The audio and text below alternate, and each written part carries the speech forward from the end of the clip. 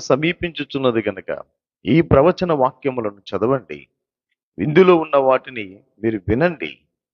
ఇందులో రాయబడిన సంగతులన్నీ కూడా మీరు గ్రహించుకోండి. మీరు ధన్యులవుతారు అని లేఖనములో మనం చూస్తా ఉన్నాం.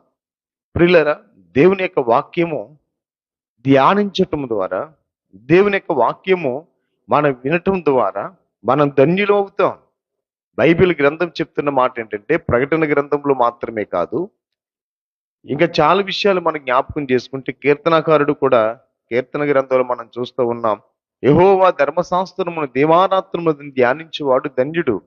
అతడు నీటి కాలువ యారు నాటబడినదై ఆకువాడక తన కాలమందు ఫలమిచ్చు చెట్టు వలె ఉంటాడు. 119వ కీర్తనలో కూడా అన్నాడు, మీరు పూర్ణ హృదయముతో ఆయన వెదికిన ఎడల వాక్యమును అనుసరించుకుని నడుచుకుంటే కనుక మీరు ధన్యులవుతారని చెప్పాడు. ప్రకటన గ్రంథం కూడా అదే చెప్తుంది. సమయము సమీపించుచున్నది గనక. ఏ సమయము అనగా యేసుక్రీస్తు ప్రభు వారి యొక్క రాకడ సమయం. 2, యేసుక్రీస్తు ప్రభునందు అనగా ఆయన నమ్ముకొని పరిశుద్ధులైనటువంటి గుంపు అయినటువంటి సంఘం ఎత్తబడేటువంటి రోజులు రాబోతున్నాయి. కాబట్టి మనం సిద్ధపడి ఉండాలి అని లేఖనములో మనం చూస్తా ఉన్నాం.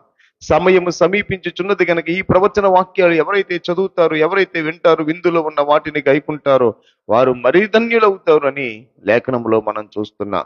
జరుగుచున్నది, జరగబోతున్నది, జరిగేది కూడా చూపించేటువంటి ఏకైక గ్రంథము ప్రకటన గ్రంథము. అనగా వర్తమాన భూత భవిష్యత్ కాలములో జరిగే ప్రతి సంఘటనను కూడా వివరించడానికి మన ఎదుట ప్రభువారు ఉంచగలిగారు.